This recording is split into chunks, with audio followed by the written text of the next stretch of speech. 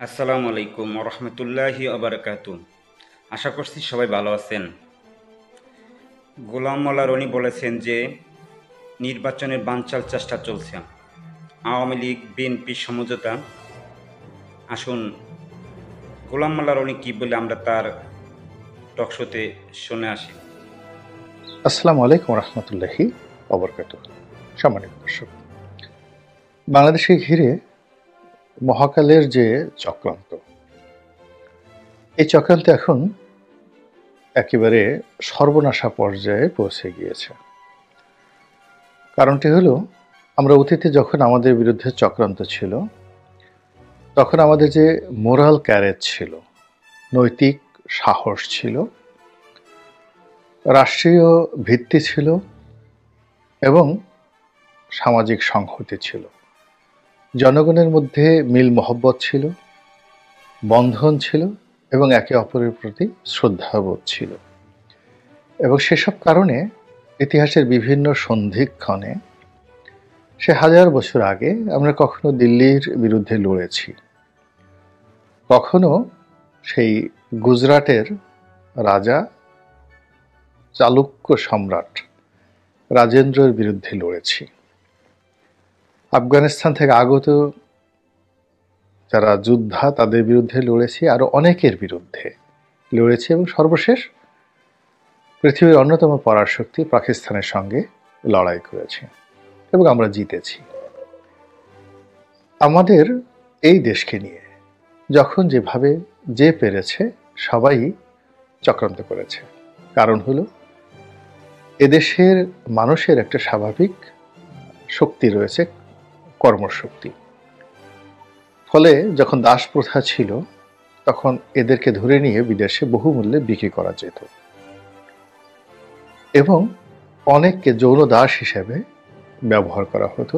আফ্রিকার দাস দাসী তাদের তুলনায় বাংলাদেশ থেকে যাদেরকে ধরে নেওয়া হতো, তাদের শারীরিক গঠন কমনীয় ছিল। ফলে তাদেরকে গৃহদাস এবং যৌনদাস কিংবা যৌনদাসী হিসেবে খুব সহজে উচ্চ মূল্যে বিক্রি করা যেত। মানুষের পর আমাদের এই প্রকৃতিতে বহু মূল্যবান পশু ছিল। আমাদের এই দেশের বাঘ শিকারের জন্য বহু মানুষ এসেছে, হাতি শিকার করার জন্য, হাতির দাঁত এখান থেকে চুরি করার জন্য বহু মানুষ, বহু দস্যু দল এই বাংলায় এসেছে।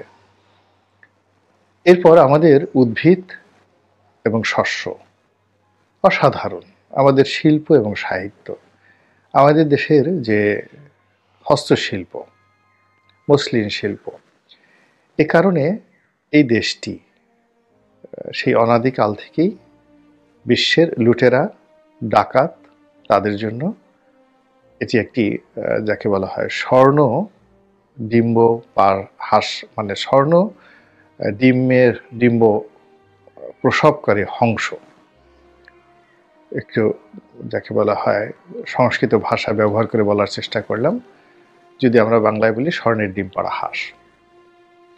এবং এটি এখনো অব্যাহত আছে। 18 কোটি মানুষ, বেশিরভাগ মানুষই শ্রমজীবী। এমনকি আমাদের সমাজে যারা ভিক্ষা করেন, অনেক কষ্ট করে তারা ভিক্ষা করেন। আপনি গিয়ে দেখবেন শাহবাগের মোড়ে, মানে যারা আহত, হাত পা নেই, অনেক কষ্ট করে তারা এই দৌড়দৌড়ি করে ভিক্ষা করছে। আবার যারা সং ধরছে, মানে কেউ বোবা, কেউ অন্ধ, কারো হাত পা ভালো কিন্তু সে পঙ্গু সেজে ভিক্ষা করছে, এবং এই ধরনের নিখুঁত অভিনয় করতে তাদের অনেক কষ্ট হয়, ভীষণ রকম কষ্ট হয়। আমাদের দেশের মানুষদের মধ্যে একটা স্বাভাবিক মেধা আছে এবং সেই মেধা অন অ্যাভারেজে বিশ্বের অনেক দেশের চেয়ে বেশি। ফলে আপনি দেখবেন যে গত 20 বছরে পৃথিবীর প্রযুক্তি এবং বিজ্ঞান এবং অঙ্ক, ফিজিক্স, কেমিস্ট্রি এর যে অধিক্ষেত্রগুলো রয়েছে, ইনক্লুডিং মহাকাশ গবেষণা, এখানে বাঙালি ছেলেমেয়েরা পৃথিবীর অন্য যে কোনো দেশের চেয়ে ভালো করছে। ফলে এই দেশের উপর কর্তৃত্ব স্থাপন করার জন্য সকল পরাশক্তি, আমেরিকা বলেন, রাশিয়া বলেন, ইংল্যান্ড বলেন এবং সাম্প্রতিক সময় ভারত, পাকিস্তান, সবাই চেষ্টা করে যাচ্ছে। তারই ধারাবাহিকতা এই মুহূর্তে চেষ্টার ক্ষেত্রে সবার উপরে রয়েছে আমেরিকা, তারপরে রয়েছে ভারত। আপনারা ইতিমধ্যে অনেকেই সন্দেহ করেছেন এবং অনেকে জানেন যে জুলাই আগস্ট বিপ্লবের নেপথ্যে বিদেশি শক্তি অনেক অপকর্ম করেছে। ইন ডিটেলস যাব না, শুধুমাত্র বাংলাদেশে যেটি জানাজানি হয়ে গেছে সেটা হলো স্নাইপার রাইফেল।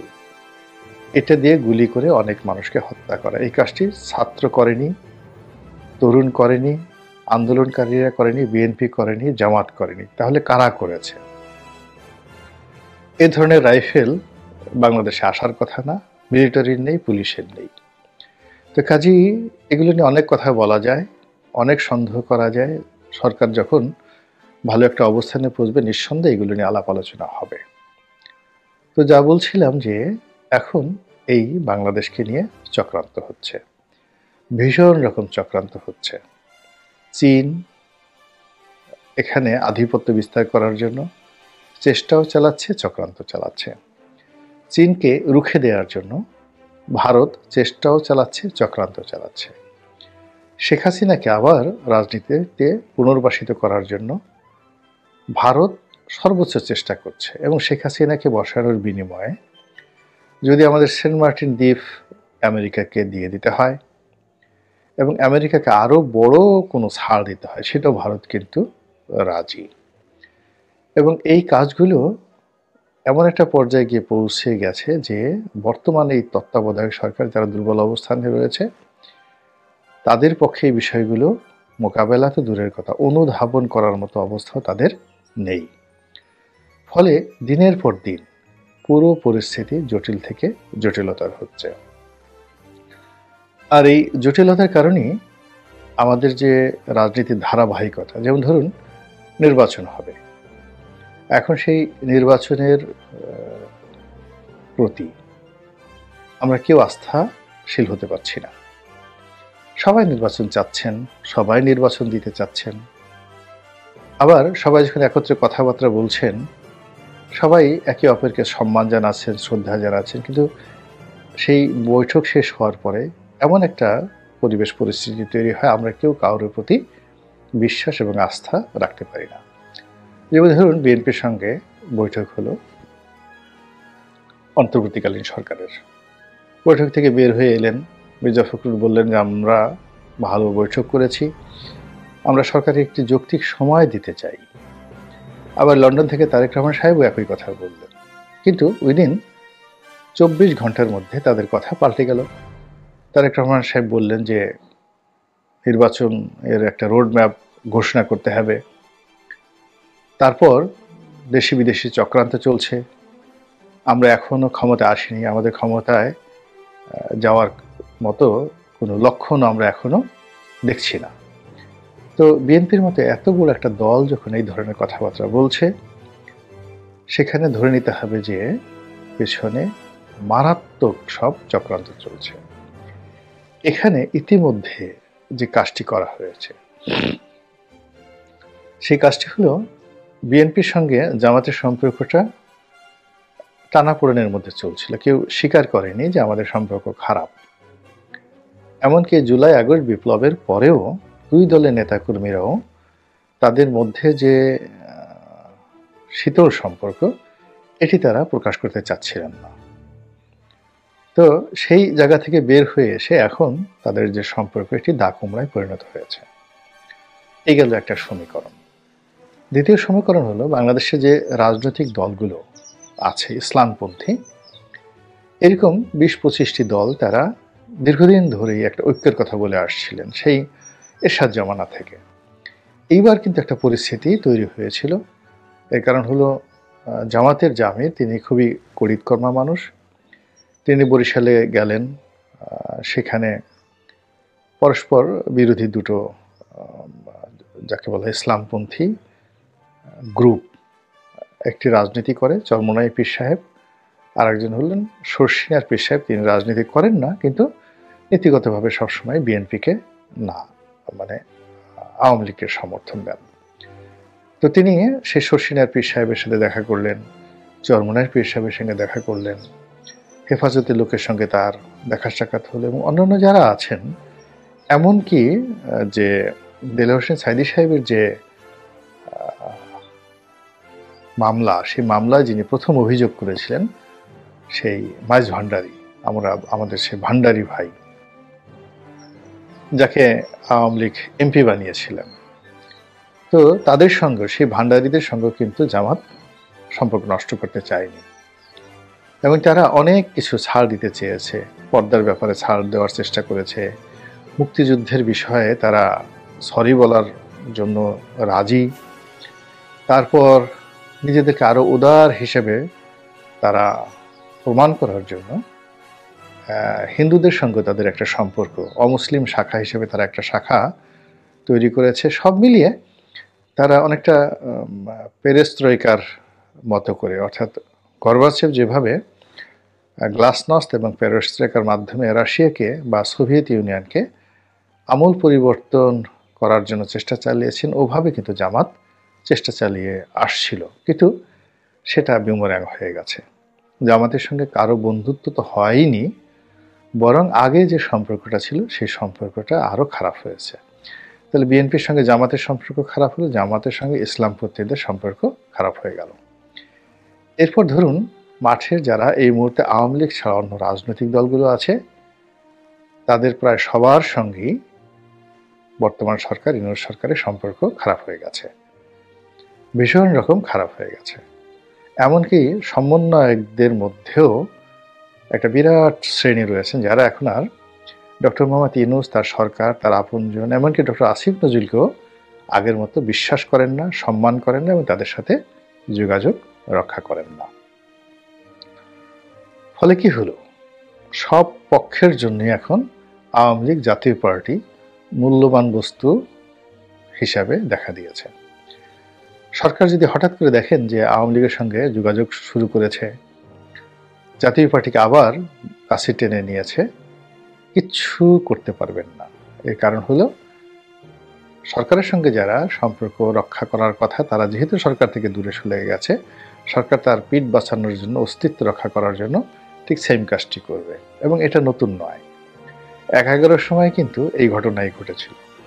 ১/১১ ঘটেছিল, যে কোনো কারণে ১/১১ ঘটেছিল, কিন্তু ১/১১ যারা কুশীলব তারা সবাই কিন্তু বিএনপির প্রতি স্যাম্প্যাথাইজড ছিলেন এবং তারা যখন দেখলেন যে তারা আর পারছেন না, তখন তারা বিএনপির হাতে ক্ষমতা হস্তান্তর করার জন্য চেষ্টা চালাচ্ছেন। কিন্তু কোনো অবস্থাতেই বিএনপির সঙ্গে তারা সেই সম্পর্ক স্থাপন করতে পারেননি, অথবা বিএনপি সেই ১/১১ কুশীলবদেরকে এতটা অবিশ্বাস, এতটা অশ্রদ্ধা করতেন, মনে হতো যে তারা মরে যাবেন, সারাটা জীবন জেলে থাকবেন, পচে যাবেন, গলে যাবেন, কিন্তু এই বেঈমান মুনাফিক যাদেরকে তারা ক্ষমতায় বসিয়েছেন তাদের সাথে নেগোসিয়েশন করবেন না। তখন তারা বাধ্য হয়ে আওয়ামী লীগের সঙ্গে নেগোসিয়েশন করে। এখনো ঠিক একই অবস্থা। ডক্টর মোহাম্মদ ইউনূসের সঙ্গে আওয়ামী লীগের দৃশ্যত দাকুমা সম্পর্ক, এবং আওয়ামী লীগকে ক্ষমতাচ্যুত করে এই সরকারই ক্ষমতায় এসেছে, কিন্তু দেখা গেল সেই আওয়ামী লীগের সঙ্গে এই সরকারের হয়তো খুব দ্রুত বন্ধুত্ব হয়ে যাবে, নেগোসিয়েশন হয়ে যাবে, এবং বাকি দলগুলো সব একেবারে যাকে বলা হয় আকাশের দিকে তাকিয়ে তারা গোনা ছাড়া তাদের আর কোনো উপায় থাকবে না।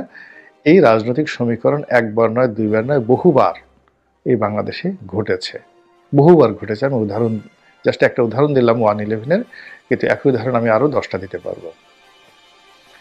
দ্বিতীয়ত, বিএনপির সঙ্গে আওয়ামী লীগের, অর্থাৎ এখন এই যে অন্যান্য দলগুলোর মধ্যে যে ঐক্য, সেই ঐক্যর যে জায়গাটি, এটি বন্ধ হয়ে গেছে এবং এই ঐক্য আর হবে না। এই ঐক্য আর হবে না, এর কারণ হলো জনাব তারেক রহমান সাহেব নিচে নামতে নামতে নামতে নামতে এমন একটা জায়গায় নিচে নেমেছেন যে রাস্তার ছোট ছোট দলগুলো, যাদের সঙ্গে দেখা গেল জামাতের একজন রোকন, যাদের সঙ্গে কথা বলেন না এক টেবিলে বসে, এমন সব লোকদেরকে জনাব তারেক রহমান সাহেব লন্ডনে টেলিফোন করেন, তাদের সাথে নিয়মিত কথাবার্তা বলেন, তাদেরকে রাজনৈতিক সঙ্গী, বন্ধু বানানোর জন্য তিনি চেষ্টা করেন। মানে বিএনপি কেবলমাত্র আওয়ামী লীগকে মোকাবেলা করার জন্য রাজনৈতিকভাবে যতটা নিচে নামা সম্ভব, যতটা ছাড় দেওয়া সম্ভব, তার সর্বোচ্চ তারা দিয়ে যাচ্ছে। তারা মাহমুদুর রহমান মান্না সাহেবের মতো মানুষ, ভিপি নূরের মতো মানুষ থেকে শুরু করে আরো অনেকের সঙ্গে, আসম আব্দুর রফের মতো মানুষ অনেকের সঙ্গে বন্ধুত্ব করার চেষ্টা চালাচ্ছেন এবং তাদেরকে যথেষ্ট ছাড় দিয়েছেন, কিন্তু এটা এখনো পর্যন্ত বিএনপির জন্য কোনো সুফল বয়ে নিয়ে এসেছে এরকম কোনো সিঙ্গেল নজির নেই। ফলে এটি আগামীতে শত্রুতায় পরিণত হওয়া সময়ের ব্যাপার, খুব দ্রুত। এই গেল এক। তখন বিএনপি কি করবে? অতীতে যেভাবে হয়েছে, আওয়ামী লীগের সঙ্গে সমঝোতা করেছে, এরশাদ জমানায় করেছে, জিয়াউর রহমানের জমানাতে হয়েছে। জিয়াউর রহমান অনেকের সাথে সমঝোতা করার চেষ্টা করেছে, কিন্তু কার্যকরভাবে আওয়ামী লীগবিহীন বাংলাদেশে তারা জনগণকে সামাল দেওয়ার জন্য, বহির্বিশ্বের সামাল দেওয়ার জন্য তিনি বিকল্প কোনো শক্তিকে দাঁড় করাতে পারেন। ফলে বাধ্য হয়ে তাকে কিন্তু আওয়ামী লীগের সঙ্গে সমঝোতা করতে হয়েছে। আওয়ামী লীগের এ টিম নামানো হয়েছে, বি টিম নামানো হয়েছে, সি টিম নামানো হয়েছে। তারপরে সর্বশেষ শেখ হাসিনাকে আনা হয়েছে রাজনীতির একটা স্ট্যাবল পজিশন করার জন্য। এরশাদের জমানাতেও তাই। এরশাদ প্রথমে আওয়ামী লীগকে শত্রু মনে করেছে, বিএনপিকে শত্রু মনে করেছে, তো তারা প্রথমে জামাতকে কাছে নিয়েছে, এখন ডক্টর ইউনূস যেভাবে নিয়েছে, কিন্তু পরে দেখা গেল শুধু জামাতকে দিয়ে সামাল দেওয়া যায় না। এরপর তারা আওয়ামী লীগকে নিয়েছে, কিন্তু পরবর্তীতে দেখা গেল থাকতে পারেনি, এবং ওই সময় বিএনপিকে সবাই মিলে আক্রমণ করেছে। কিন্তু সময়ের পরিক্রমায় জামাত, বিএনপি, আওয়ামী লীগ সব কিন্তু এক হয়ে গেছে, বন্ধু হয়ে গেছে। এরকম অসংখ্য ভার, মানে যারা একে অপরের শিরচ্ছেদ করার জন্য, একে অপরের সর্বনাশ করার জন্য ঘুরে বেরিয়েছে, সেই সমস্ত মানুষই কালের বিবর্তনে বন্ধু হয়ে গেছে। এবং সেই দিক থেকে আগামীতে বিএনপির সঙ্গে আওয়ামী লীগের যে বন্ধুত্ব, অতীতের যে কোনো সময়ের চেয়ে একটা বড় বন্ধুত্ব হতে পারে। আগে বলছিলাম, যেন ভুলে না যান, যে সরকারের সাথে আওয়ামী লীগের বন্ধুত্ব, জামাতের মানে জাতীয় পার্টির বন্ধুত্ব হতে পারে, আবার বিএনপির সঙ্গে আওয়ামী লীগের বন্ধুত্ব হতে পারে।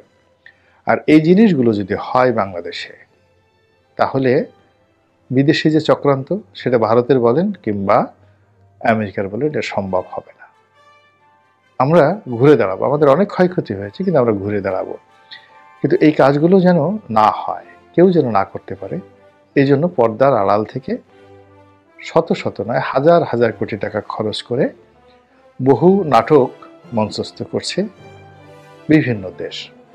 ধরুন আমেরিকাই করে চলেছে, বা ধরুন ভারতও করে চলেছে। আপনারা কি বিশ্বাস করবেন বঙ্গবন্ধুকে হত্যার পিছনে ভারতের হাত ছিল? আপনারা কি বিশ্বাস করবেন জিয়াউর রহমানকে হত্যার পিছনে ভারতের মাস্টার প্ল্যান ছিল? আপনারা কি বিশ্বাস করবেন যে এই যে জুলাই আগস্ট বিপ্লব হয়ে শেখ হাসিনাকে যে হেলিকপ্টারে করে ভারতে নিয়ে তাকে একটা যাতা দেওয়ার যে চাণক্য নীতি ছিল, এটা আপনারা কয়জন বিশ্বাস করবেন? এবং আপনারা কি বিশ্বাস করবেন যে শেখ হাসিনা প্রাণান্তর শেষমেশ চেষ্টা করেছেন ভারত বিরোধী হয়ে ভারতের চোখে চোখে রেখে কথা বলার জন্য, কিন্তু তিনি পারেন নাই। একইভাবে জিয়াউর রহমান সাহেব চেষ্টা করেছেন, খালি এরশাদ চেষ্টা করেননি, বেগম জিয়াও চেষ্টা করেছেন। আবার এখন তারেক রহমান সাহেবও কিন্তু চেষ্টা করে যাচ্ছেন একটা ভারত বিরোধী এবং একটা আমেরিকা বিরোধী শক্তি হয়ে স্বাধীন বাংলাদেশে কাজ করার জন্য, কিন্তু সেটা পারা যাচ্ছে না। এর কারণ হলো আমাদের চারিপাশে অসংখ্য লোক, যারা একটা ডিম পেলে, একটা মুরগি পেলে, 1 কেজি গরুর মাংস পেলে আপনার 14 গোষ্ঠী উদ্ধার করে অনেক কিছু করতে পারেন। আপনাকে আমির থেকে ফকির বানাতে পারেন, ফকির থেকে আমির বানাতে পারেন। আপনাকে যে কোনো পতিতার সঙ্গে আপনার সম্পর্কের ভিডিও ক্লিপ তৈরি করে ফেলে দিতে পারেন। জাস্ট কিছু না, আপনি তাকে একটা ডিম ঘুষ দিন যে তুমি অভুক্ত ক্ষুধার্ত আছো, যাও তোমাকে একটা ছোট কোয়েল পাখির ডিম দিলাম। এইসব